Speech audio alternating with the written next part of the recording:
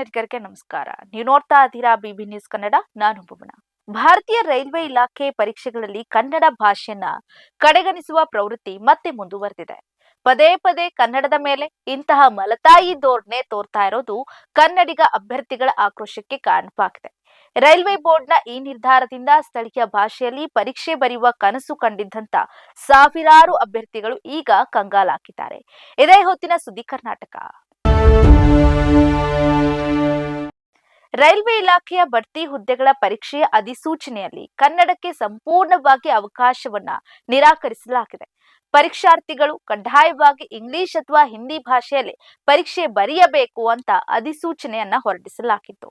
ಈ ನಿಯಮದಿಂದಾಗಿ ವರ್ಷಾನುಗಂಟಲೆ ಸೇವೆಯನ್ನ ಸಲ್ಲಿಸಿ ಬಡ್ತಿಯ ನಿರೀಕ್ಷೆಯಲ್ಲಿದ್ದಂತ ಕನ್ನಡಿಗ ಸಿಬ್ಬಂದಿಗೆ ಭಾಷೆಯ ಸಮಸ್ಯೆ ದೊಡ್ಡ ಗೋಡೆಯಾಗಿ ಪರಿಣಮಿಸ್ತಾ ಇದೆ. ಈ ಬಾರಿ ರೈಲ್ವೆ ಬೋರ್ಡ್ ಮಾರ್ಗಸೂಚಿಯಂತೆ ಪರೀಕ್ಷೆಯನ್ನ ಸಿಬಿಟಿ ಅಂದ್ರೆ ಗಣಕಯಂತ್ರದ ಮೂಲಕ ನಡೆಸಲಾಗ್ತಿದೆ. ಕಂಪ್ಯೂಟರ್ ಆಧಾರಿತ ಪರೀಕ್ಷೆ ಆಗಿರೋದ್ರಿಂದ ಕನ್ನಡದಲ್ಲಿ ಪ್ರಶ್ನೆ ಪತ್ರಿಕೆ ಸಿದ್ಧಪಡಿಸಲು ಅಸಾಧ್ಯ.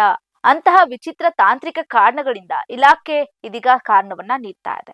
ತಂತ್ರಜ್ಞಾನ ಇಷ್ಟೊಂದು ಮುಂದುವರೆದಿದ್ರು ಕೂಡ ಕನ್ನಡದಲ್ಲಿ ಪರೀಕ್ಷೆ ನಡೆಸಲು ಸಾಧ್ಯವಿಲ್ಲ ಎನ್ನುವ ಇಲಾಖೆಯ ಉತ್ತರ ಹಾಸ್ಯಾಸ್ಪದವಾಗಿರುವಂತದ್ದು ಅಂತ ಪರೀಕ್ಷಾರ್ಥಿಗಳು ಇದೀಗ ದೂರನ್ನ ನೀಡ್ತಾ ಇದ್ದಾರೆ. ಇಲಾಖೆ ಈ ಹಠಮಾರಿ ಧೋರಣೆಯಿಂದಾಗಿ ಕನ್ನಡಿಗ ಪರೀಕ್ಷಾರ್ಥಿಗಳಿಗೆ ದಿಕ್ಕು ದೋಚದಂತಾಗಿದೆ.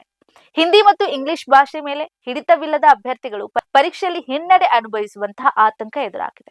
ರಾಜ್ಯ ಸರ್ಕಾರ ಮತ್ತು ಕನ್ನಡ ಸಂಘಟನೆಗಳು ಈ ಕೂಡಲೇ ಮಧ್ಯಪ್ರವೇಶ ಮಾಡಿ ಕನ್ನಡಿಗರಿಗೆ ಆಗ್ತಾ ಇರುವಂತಹ ಅನ್ಯಾಯವನ್ನ ಸರಿಪಡಿಸಬೇಕು ಅಂತ ಒತ್ತಾಯ ಕೇಳಿ ಬರ್ತಾ ಇದೆ. ಇದಾಗಿತ್ತು ಹೊತ್ತಿನ ಸುದ್ದಿ ಕರ್ನಾಟಕ. ಸಮಗ್ರ ಸುದ್ದಿಗಳಿಗಾಗಿ ಸದಾ ಗಮನಿಸಿ ಬಿಬಿ ನ್ಯೂಸ್ ಕನ್ನಡ. ಇದು ಕನ್ನಡಿಗರ ಪ್ರತಿಧ್ವನಿ.